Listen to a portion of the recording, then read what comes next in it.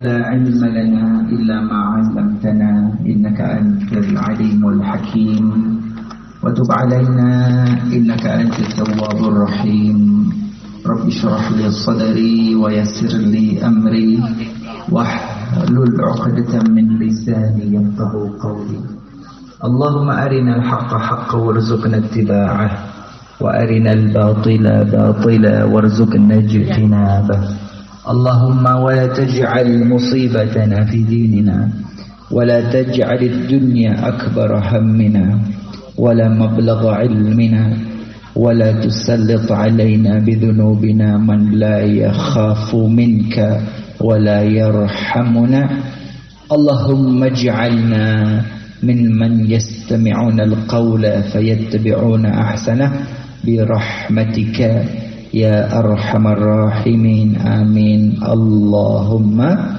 amin. Tafdhili wa ihtirami, yang saya hormati, yang saya muliakan segenap para habaib, para alim, ulama, asatidzah, tokoh masyarakat, sesepuh, bini sepuh, kaji sepuh, jajaran pimpinan pengurus Riyadul Jannah Kordes Batu Raya, jajaran pimpinan pengurus ta'mir musalla Sunan Kali Jaga, para hadirin hadirat ingkang minulya, assalamualaikum warahmatullahi wabarakatuh.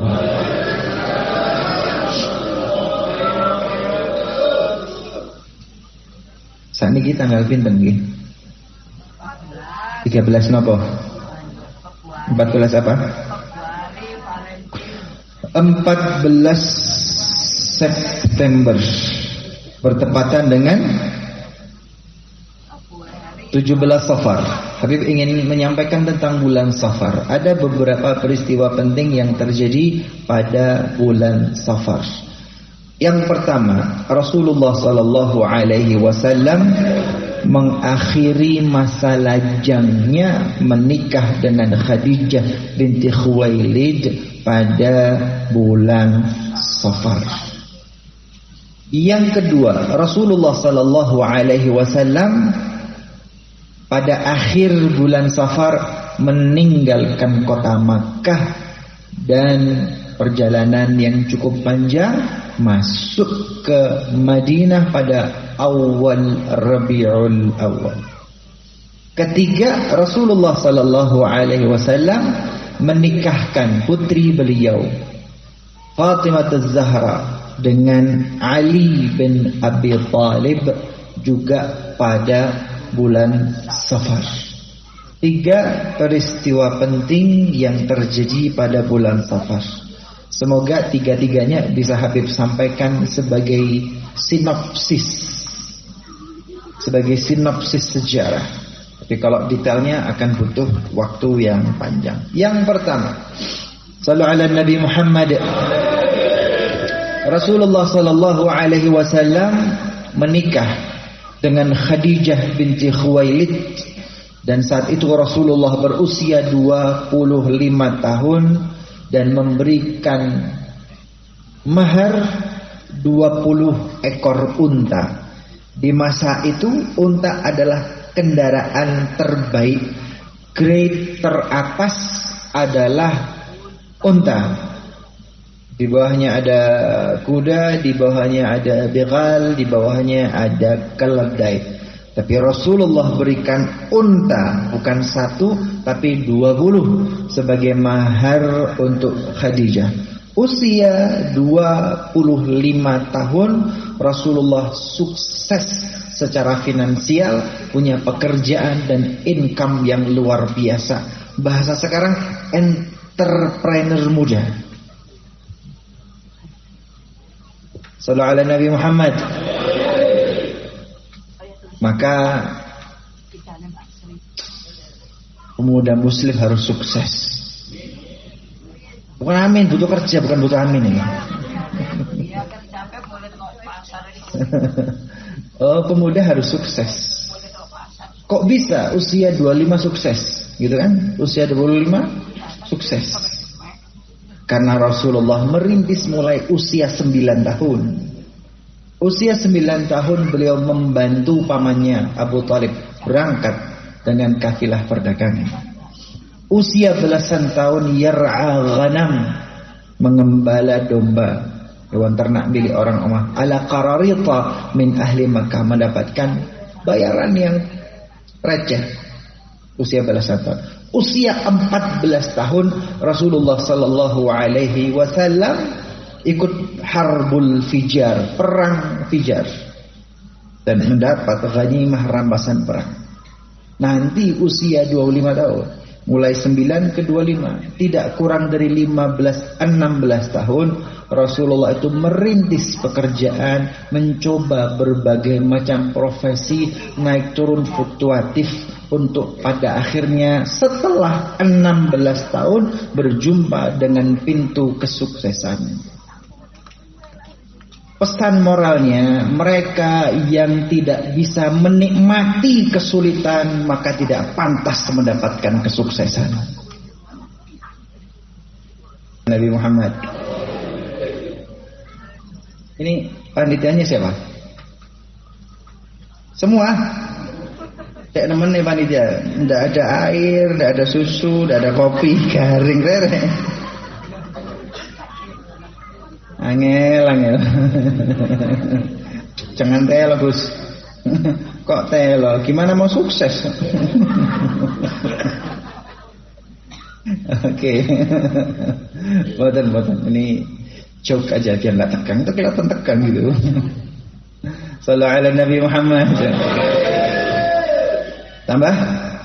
Lanjut? Oke. Kalau cuman baca buku teori berenang tapi nggak pernah nyemplung, ya nggak bakal pinter renang. Kalau cuman melihat teori silat dan taekwondo tapi nggak pernah berantem, ya nggak bakal menang. Sekolah doang teori ekonomi bla bla tapi nggak pernah kerja, ya nggak bakal kaya.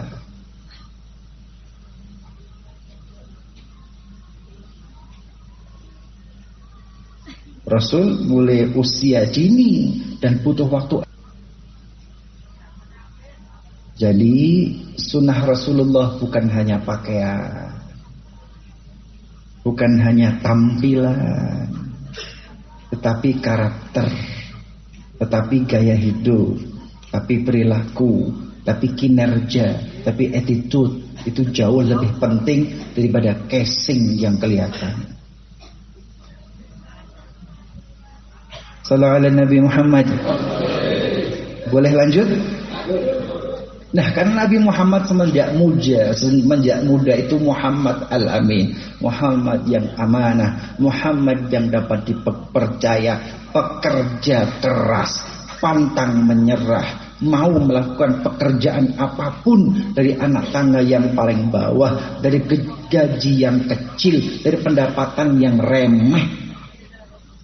Anak tangga pertama beliau langkahi, langkah kedua, ketiga, maka menghantarkan sampai puncaknya di usia muda, maka layak mendapatkan pasangan hidup terbaik. Khadijah binti Khuwailid, Sayyidatu Quraisy, ratu kecantikan Quraisy. At-Tahirah, wanita yang pandai menjaga diri dan suci, kaya raya yang terpandang di kota Makkah.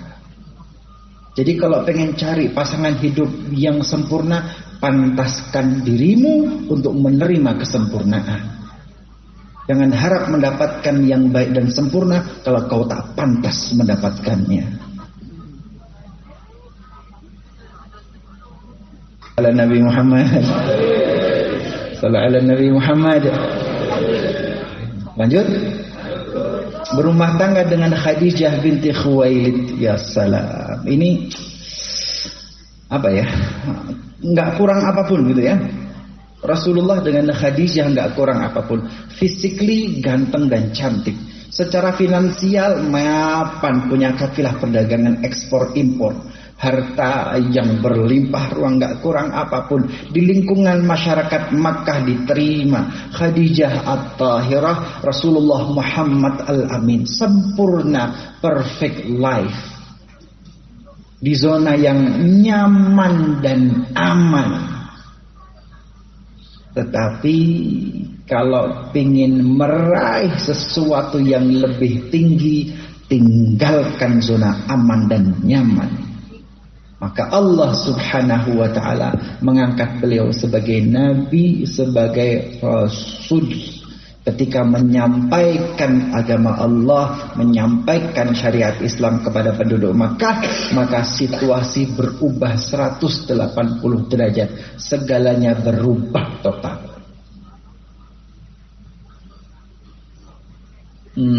Nggak bisa detail ya sinopsis ini. Nggak bisa detail ya sinopsis. Maka Rasulullah ditolak.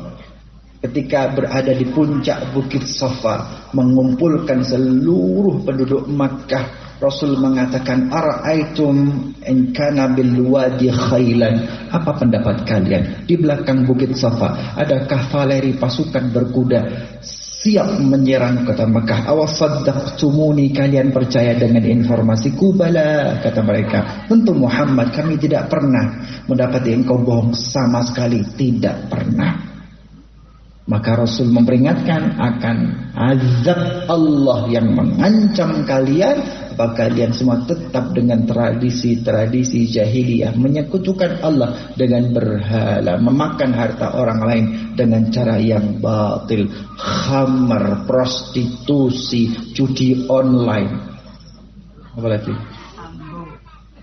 dan lain sebagainya, pinjaman online, pinjol dan lain sebagainya. Maka semua diam 1000 bahasa, nggak jawab. Yang berani mengatakan hanya satu orang yang berdiri dan berkaca pinggang.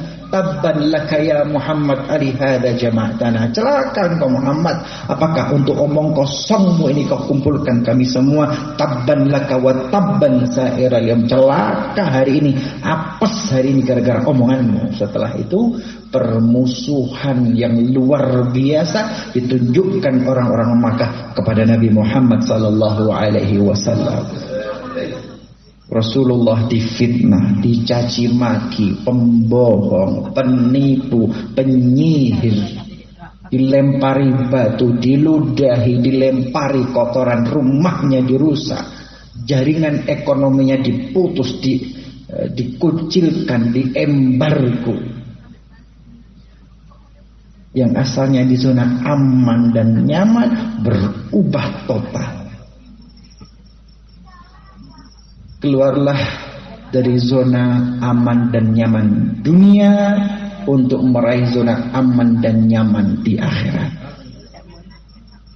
Emang rumusnya kudu begitu. Emang rumusnya kudu begitu. Pengen mulia harus keluar dari zona aman dan nyaman dunia.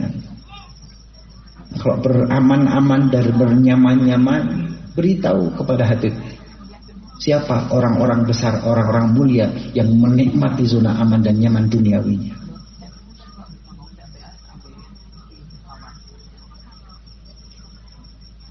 Tiga 13 tahun lamanya Rasulullah berdakwah di kota Makkah.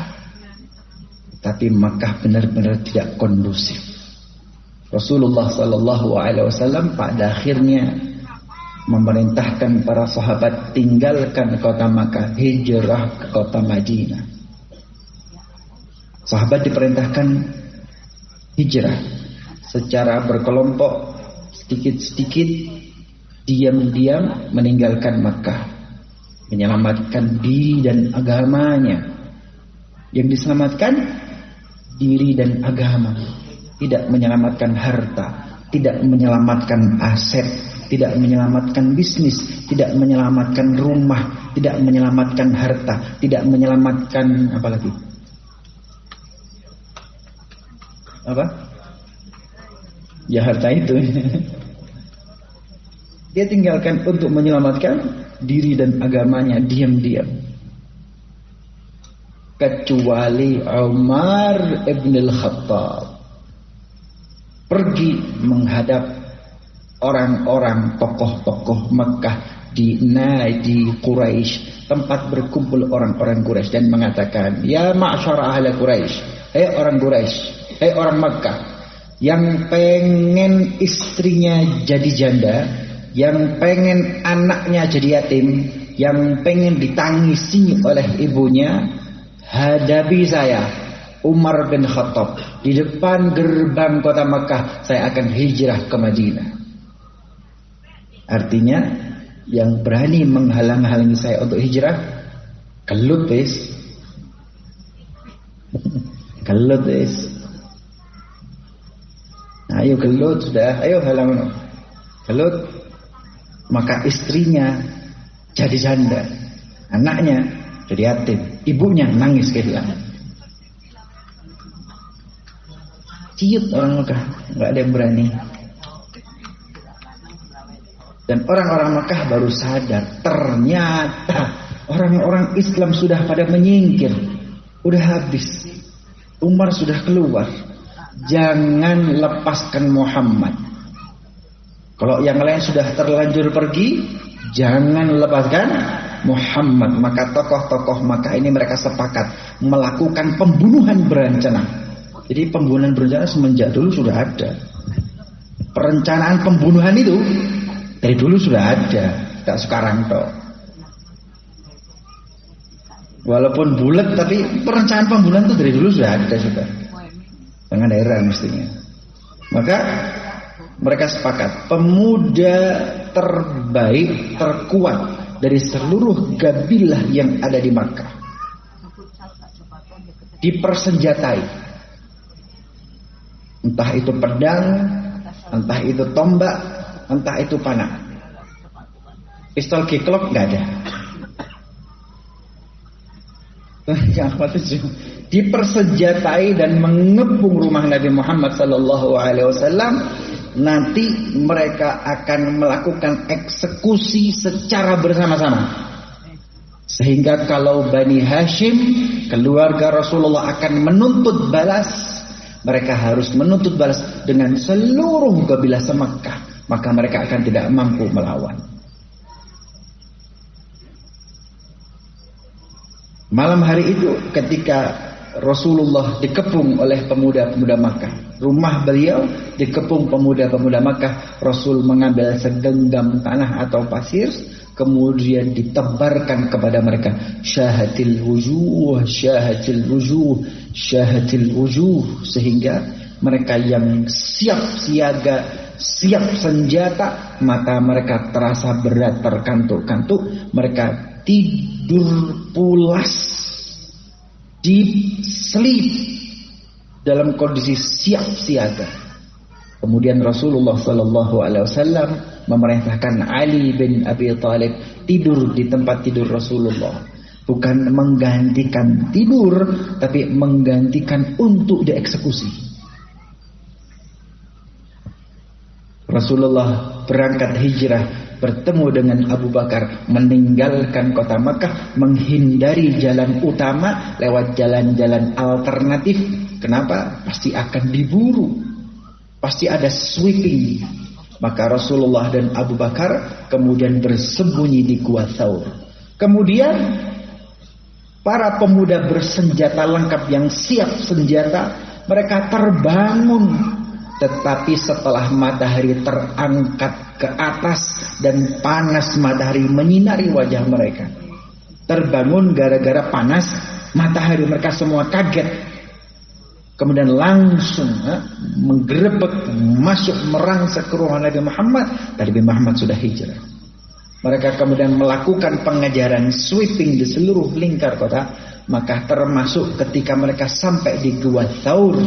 Tetapi ketika Rasulullah dan Abu Bakar sudah masuk, Allah perintahkan laba al-ankabut untuk membuat rumah sarang di pintu gua, sehingga mulut gua itu dipenuhi dengan sarang laba-laba. Kemudian burung dara membuat sangkar dan bertelur di situ. Ketika pasukan itu terburu-buru sweeping datang melihat ini Muhammad di dalam atau tidak, mereka mengatakan tidak, nggak mungkin masuk atau sembunyi di dalam. Kenapa? Karena guanya ada sarang laba-laba dan ada burung dara. Kalau ada orang yang masuk sini, pasti burung daranya terusik, jatuh sarangnya, jatuh telurnya, kemudian sarang laba juga rusak. Tapi ini utuh, berarti tidak ada yang masuk. Mereka melewati, tidak masuk. Mereka menyisir perbukitan dan gunung-gunung. Dan ternyata ketika Rasulullah di dalam, Abu Bakar di dalam, Abu Bakar sadar menengok ke atas. Di atas gua ada celah-celah udara dan cahaya. Kelihatan kaki-kaki para pasukan Mekah yang sedang melakukan sweeping. Abu Bakar pucat pasi menangis ketakutan. Rasul bertanya, ya Abu Bakar, apa yang membuat engkau ketakutan dan sedih? Ya Rasulullah, andai kata pasukan itu di atas melihat ke bawah Rasulullah, mereka akan melihat kita, habis kita. Rasul hayat Rasul, la tahzan, innallaha ma'ana. Jangan sedih, Allah bersama kita. Sallu ala Nabi Muhammad. Sallu ala Nabi Muhammad.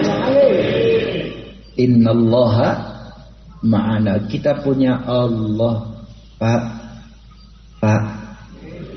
Punya Allah napa mboten? Punya Allah napa mboten? Senyum atau sedih? Pak, punya Allah napa mboten? Punya Allah napa mboten? Sambat napa mboten?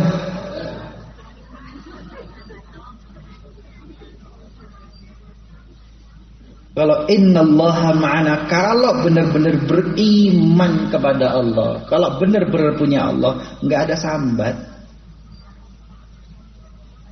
Kalau masih sambat, Bib, mohon maaf, masih tipis imannya. Sambat nama badan. Orang beriman nggak sambat. Innallaha ma'ana. Kita bersama Allah, kita punya Allah. Sallallahu ala Nabi Muhammad. Sahabat napa bahagia? Sambat atau bahagia? Berbahagialah. Berbahagialah karena punya Allah. Allah berikan yang terbaik untuk kita. Allah berikan yang terbaik untuk Nabi Muhammad hingga beliau dilahirkan yatim. Itu yang terbaik untuk Nabi Muhammad. Umur 6 tahun Nabi Muhammad yatim piatu. Itu yang terbaik untuk Nabi Muhammad. Nabi Muhammad harus kerja, gembala kambing, ikut perang, gajinya kecil. Itu yang terbaik untuk Nabi Muhammad dari Allah Ta'ala. Kemudian menikah dengan Khadijah, aman dan nyaman. Itu yang terbaik untuk Nabi Muhammad. Tapi kemudian beliau berubah kondisinya menjadi sulit dan susah. Itu yang terbaik untuk Nabi Muhammad. Beliau harus hijrah dan dikejar-kejar. Itu yang terbaik dari Allah untuk Nabi Muhammad. Dan beliau mengatakan, innallaha ma'ana.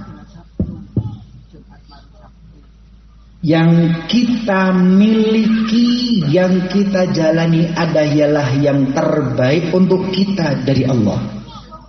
Sambat nama badan. Sambat atau badan. Tapi yang terbaik untuk saya dari Allah. Beda versi. Yang terbaik untuk Habib Abu Bakar dari Allah. Yang buat beliau itu yang terbaik untuk beliau. Yang terbaik untuk beliau itu yang terbaik untuk beliau. Tapi yang terbaik untuk beliau beda dengan saya, beda dengan saya, beda dengan Gusti. Tapi semua adalah yang terbaik dari Allah untuk kita. Bisa diterima? Bisa diterima? Sambat apa badan? Itu kalau bahasa Jawanya narimo ing pandum. Sambat apa badan?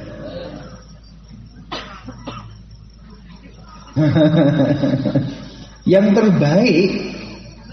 Maka Rasulullah cuman senyum, innallaha ma'ana. Padahal bukan lagi seneng, lagi banyak harta, bukan lagi di puncak bisnisnya, tidak, lagi dikejar-kejar. Beliau tinggalkan tanah kelahirannya, beliau tinggalkan rumahnya, beliau tinggalkan yang beliau miliki, beliau menyelamatkan diri dan agamanya, dikejar-kejar, terancam kematian, tapi senang dan bahagia. Innallaha ma'ana. Yang bikin senang, yang bikin bahagia bukan gemerlapnya harta, tetapi yang bikin bahagia adalah ketika seluruh langkah-langkah hidupmu di situ ada Allah.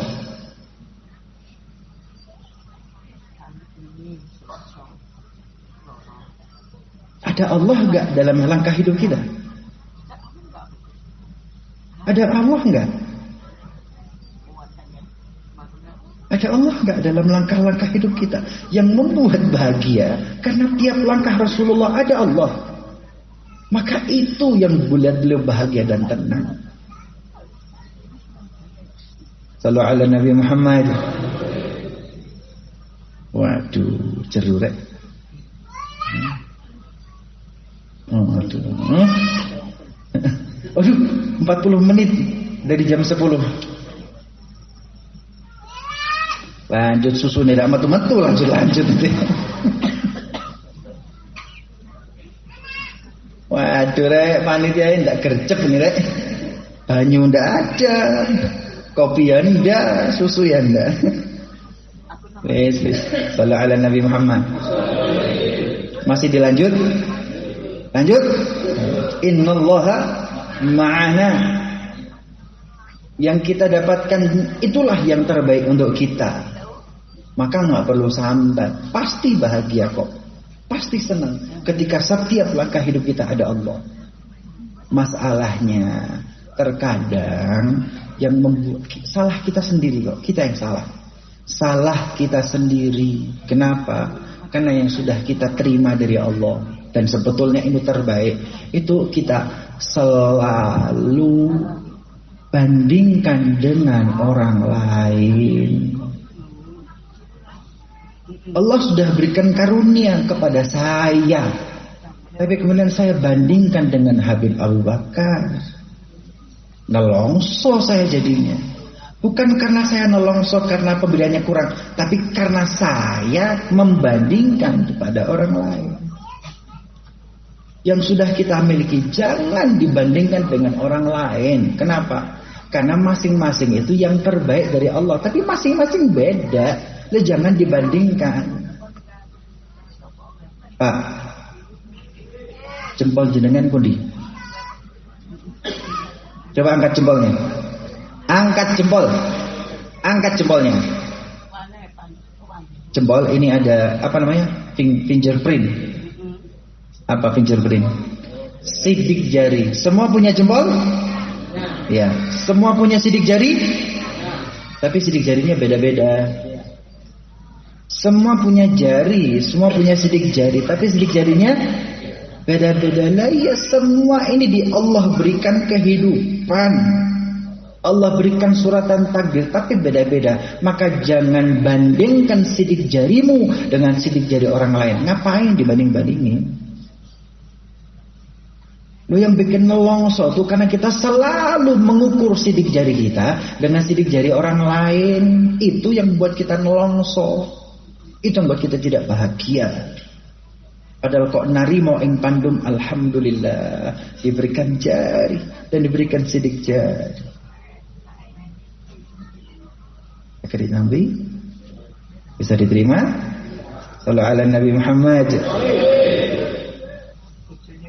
Aduh, jam 10 lebih 43 menit. Susu.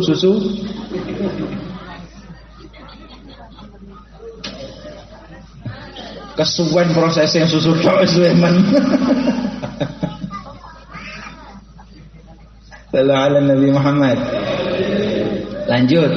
Karena Rasulullah harus bersembunyi, karena Rasulullah harus melewati jalur alternatif, tidak jalur yang biasa, maka hijrah Rasulullah itu memakan waktu yang jauh lebih lama. Yang biasanya 4-5 sepekanlah maksimal sudah sampai di Madinah. Ini 1 pekan tak kunjung datang. Sahabat Muhajirin orang yang menolak tolaan Badr, enggak mau mahalul qiyam, biarkan mereka, karena cinta tidak bisa dipaksa. Kalau enggak cinta jangan dipaksa, percuma.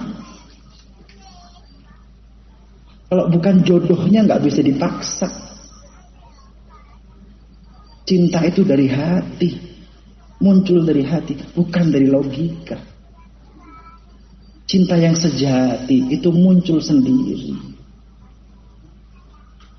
Ya Allah, kalau belum cinta, ya sudah, memang nasibnya seperti itu. Yang punya cinta, alhamdulillah, kita diberi cinta oleh Allah Subhanahu wa Ta'ala untuk cinta kepada Rasulullah. Syukuri karunia itu. Enggak semua orang punya cinta. Sallu ala Nabi Muhammad. 49 menit lepas jam 10. Cukup? Karena jahenya sudah datang. Enggak susu jahe. Downgrade ini.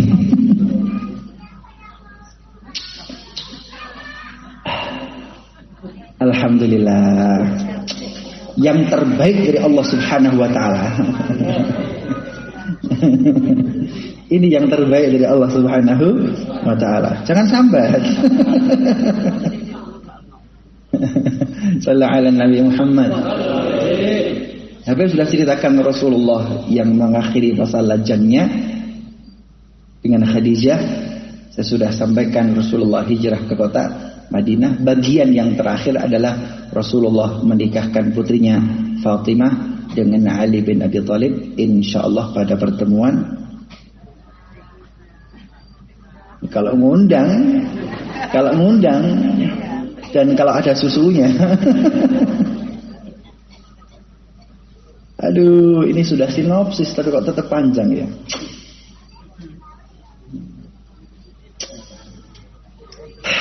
Oke, gini deh, sinopsis lagi. Ada dua hal yang berbeda.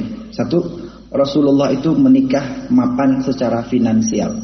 Tapi Ali bin Abi Thalib menikah dengan Fatimah kebalikannya. Rasulullah itu menikah mapan. Tapi ketika menikahkan putrinya Fatimah dengan seorang Ali bin Abi Thalib yang tidak punya apa-apa. Sebetulnya ini pelajaran penting untuk cubulu-cubulu yang tidak punya apa-apa.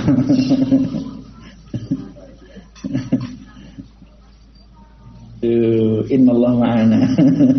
Innallaha ma'ana. Tapi Rasulullah kerja 15 tahun baru nikah. Kerja keras gitu ya. Disampaikan kan nih cerita Fatimah? Ceritain atau nyambungnya minggu depan? Bersambung atau sekarang? Bersambung atau sekarang? Ya wis, cepat-cepatan aja ya. Jahenya sudah datang, ya wis. Aduh, ya Allah. Banyak hal banyak. Ini dibuka dari Rasulullah itu kehilangan orang-orang yang beliau cintai. Beliau dilahirkan dalam keadaan yatim, abahnya sudah wafat. Umur 6 tahun ibunya yang wafat. Orang yang dicintai Allah ambil juga. Lanjut ya. Ketika sudah berumah tangga dengan Khadijah diberikan putra Al-Qasim, wafat ketika usia 1 tahun. Kemudian putra kedua Abdullah wafat ketika usia 1 tahunan. Kemudian putri-putri Ummu Kulthum, Zainab, Ruqayyah, Fatimah. 4 putri hidup hingga besar, remaja, dewasa, berumah tangga, punya anak keturunan. Tetapi kemudian Ummu Kulthum wafat, Zainab wafat, Ruqayyah wafat. Yang ingin Habib sampaikan bahwa orang-orang terdekat Rasulullah yang punya hubungan darah semua wafat, meninggal dunia ketika Rasulullah masih ada, kecuali Fatimah tok. Itu sebabnya Rasulullah cinta banget kepada Fatimah. Kenapa? Satu-satunya yang tersisa dari darah dagingnya, semua diambil oleh Allah Subhanahu wa taala. Pak, itu kalau bahasa manusia biasa, betapa nelongsonya Rasulullah sallallahu alaihi wasallam. Gak enak rek. Gak enak rek. Kayaknya sendirian rek. Luntang lantung rek. Gak enak itu. Semua diambil oleh Allah kecuali Fatimah kok. Betapa rasa di hati sulit. Kehilangan Khadijah itu Rasulullah mengatakan amul huzun, tahun berkabung, tahun bersedih. Istri. Lah kemudian yang diambil adalah seluruh darah dagingnya. Kalau istri bukan darah daging, daging campur gaji. belahan jiwa. Tapi seluruh darah daging diambil kecuali Fatimah. Enggak enak. Soro, berat Pak, berat. Berat itu. Maka yang Rasul eman-eman ya tinggal satu-satunya Pak, Fatimah. Abu Bakar As-Siddiq pesan kepada putrinya Aisyah, Ummul Mukminin Aisyah binti Abu Bakar As-Siddiq, "Idza ra'aiti tibti nafsa Rasulillah sallallahu alaihi wasallam." Hei Aisyah putriku, kalau engkau melihat Rasulullah lagi moodnya baik, lagi enak, sampaikan kepada Rasulullah kalau Abu Bakar ayahmu ini menyebut nama Fatimah. Masuknya halus ya. Cara masuknya halus, sopan, berkelas. Enggak geradakan, enggak kasar. Tapi Rasulullah juga menjawab dengan halus, "Antadirul qadha minas sama." Aku menunggu suratan takdir dari langit. Awis, Abu Bakar tertolak. Kemudian Umar bin Khattab menghadap kepada Rasulullah menyebut nama Fatimah. Rasul juga menjawab dengan diplomatis, "Antadirul qadha minas sama."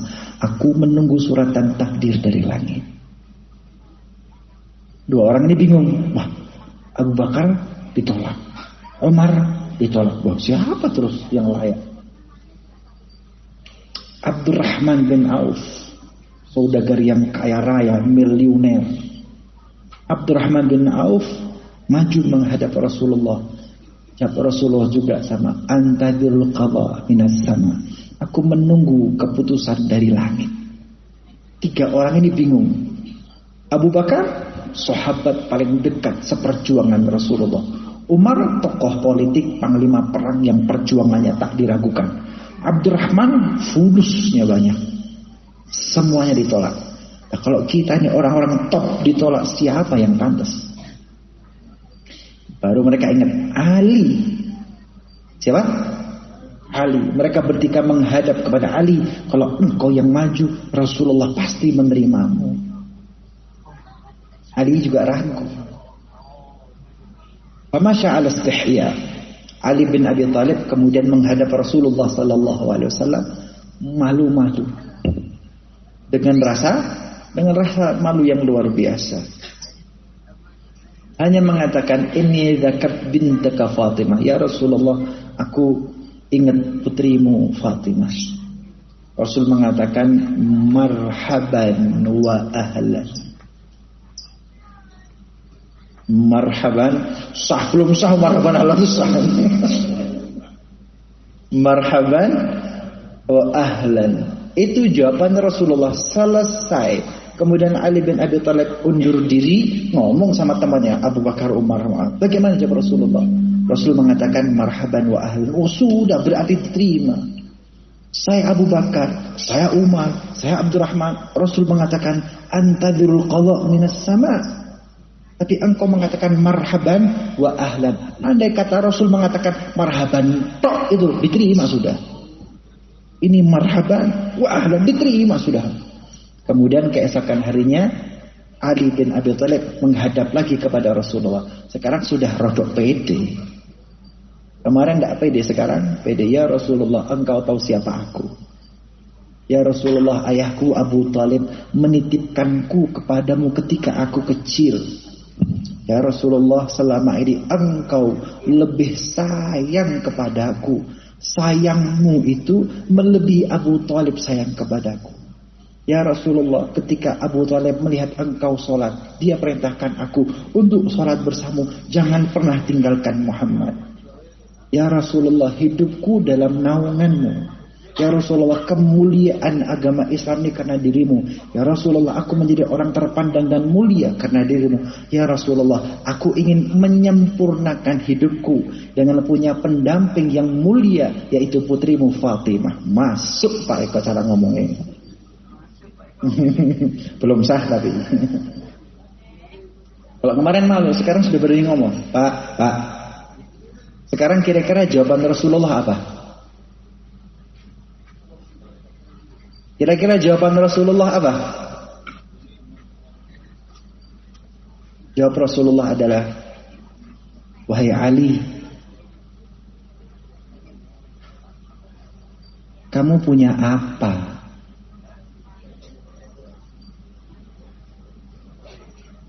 Punya apa?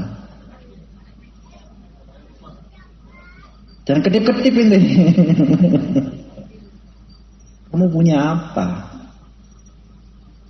Punya cinta. Please deh. Kamu punya apa? Sallallahu alaihi Nabi Muhammad.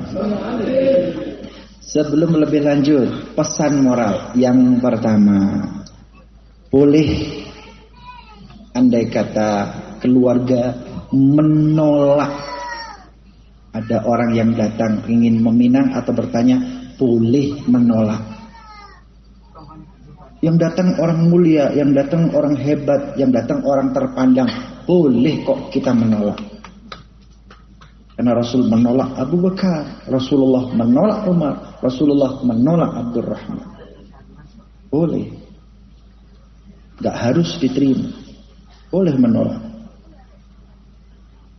Yang kedua, kalau tertolak biasa aja, gak usah lebay.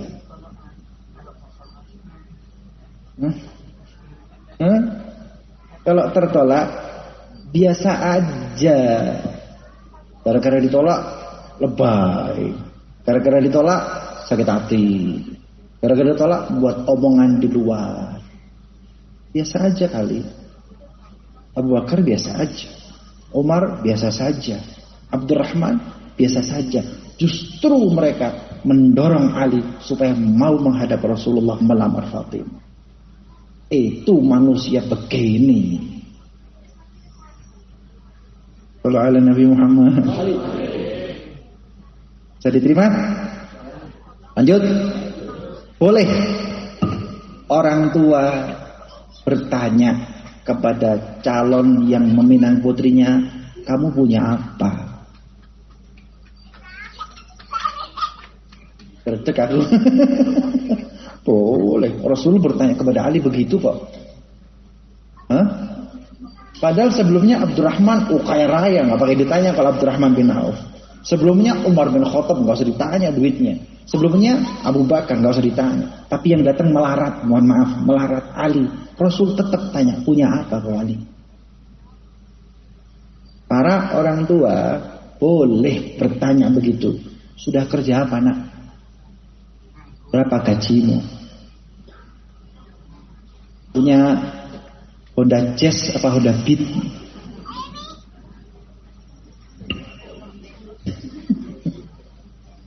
Boleh orang tua bertanya gitu, boleh. Boleh. Dan yang ditanya gak usah baper, gak usah sakit hati. Pak, saat ini saya punya Honda Beat, tapi saya berjanji putrimu akan naik Honda Civic. Gitu dong. Pak, saya naik L-Sape L300, tapi saya janji putrimu nanti naik Expander. Kan tinggal pintar diplomasi aja ya nah. Gitu. Gak usah sakit hati. Sallallahu alaihi Nabi Muhammad. Pak, boleh orang tua bertanya begitu kepada calonnya. Perhatikan penting, Pak. Zona aman dan nyaman bagi seorang perempuan adalah berada bersama ayah, ibu dan keluarganya. Itu zona paling aman dan nyaman bagi seorang anak perempuan, seorang putri. Bukan putri Sambo, ini putri yang benar nih. Bersama seorang putri itu aman dan nyaman berada bersama keluarganya. Lingkar ring yang aman dan nyaman bagi seorang putri adalah bersama ayah, bunda dan saudara-saudara. Itu zona aman dan nyaman. Tapi kemudian ia meninggalkan zona aman dan nyamannya untuk menjadi pendamping hidupmu. Maka pertanyaannya, ketika sudah menjadi istri, sudah mendampingi suami, para suami laki-laki, bisa enggak menjadi zona aman dan nyaman baginya.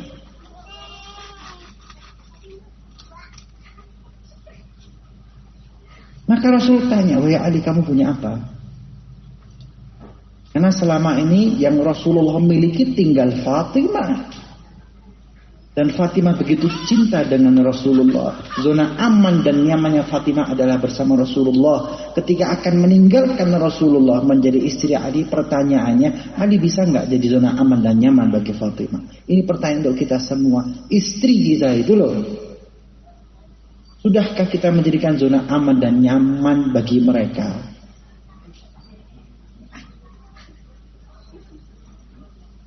Pak, sudah belum? Belum.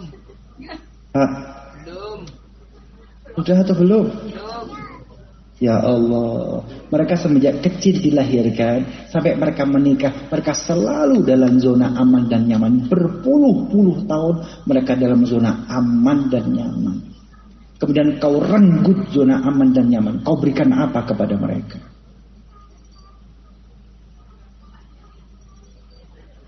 Apa dipikir nanti tidak ditanya tanggung jawab di hadapan Allah Ta'ala?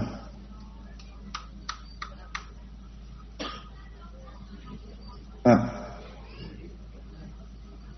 lebih mudah menikah, tapi tidak mudah untuk tetap membahagiakan mereka dalam pernikahan. Pak, ketahap-ketip semua ini apa sih? Ketahap-ketip. Ini mau itu temenan malah ketahap-ketip tak wong-wong. Kena mental. Ya ngaji harus kena mental. Cerita Rasulullah itu ya harus kena mental.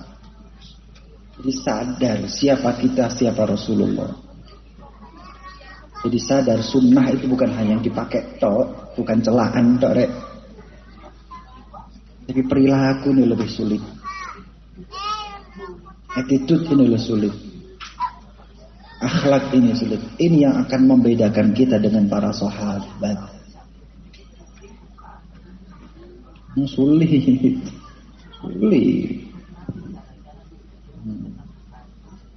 Terus tak lanjut itu setengah-tengah kabeh. Aduh. Wah, kena mental kita ketiptok. Ya udah, Pak.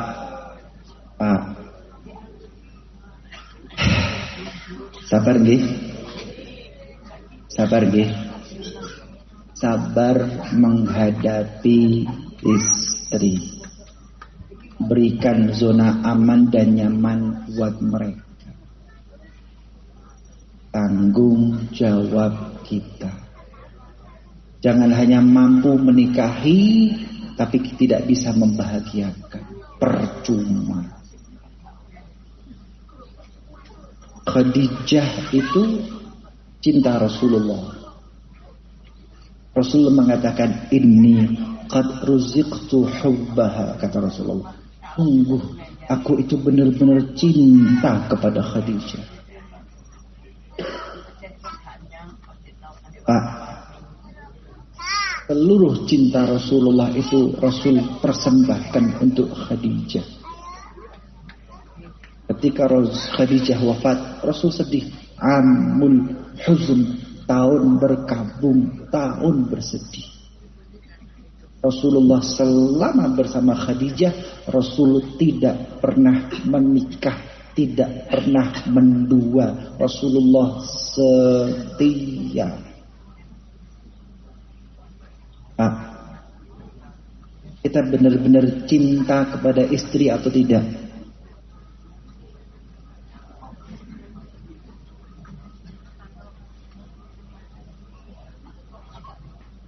True love apa enggak?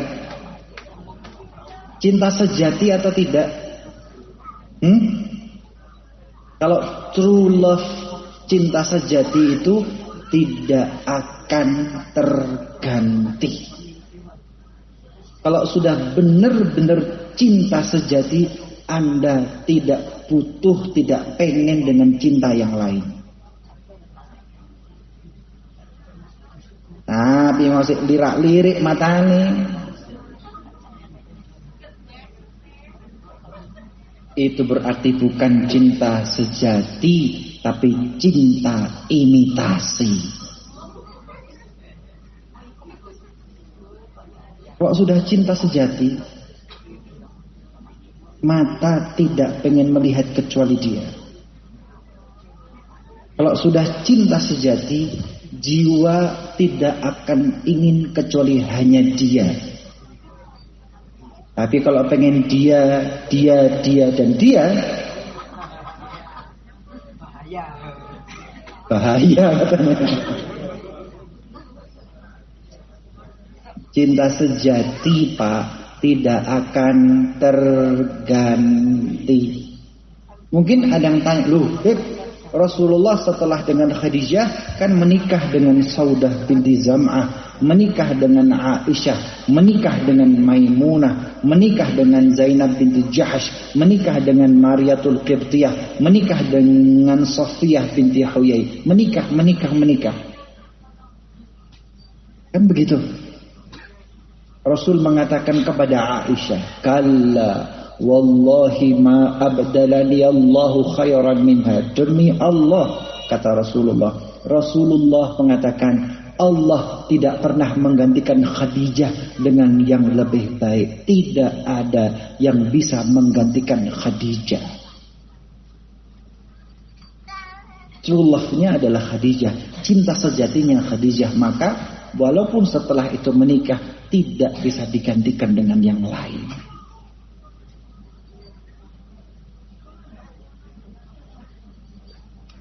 Sallu ala Nabi Muhammad. Pak, sepenuh hati dengan istri ya. Pak, cintai mereka ya. Pak, sayangi mereka ya. Siap? Janji? Malam ini pulang ke rumah, ketok betul, assalamualaikum, waalaikumsalam, langsung cucup ambung betul.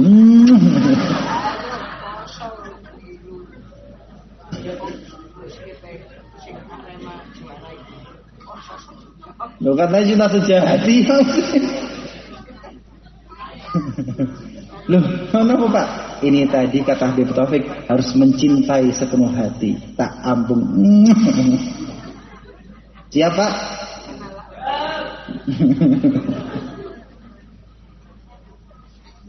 Pun mugi-mugi barakah manfaat. Pangapunten kepanjangan sampai jam 11 lebih. Dimaafi nggih? Ikhlas nggih? Ikhlas napa sambat? Ikhlas napa sambat? Alhamdulillah.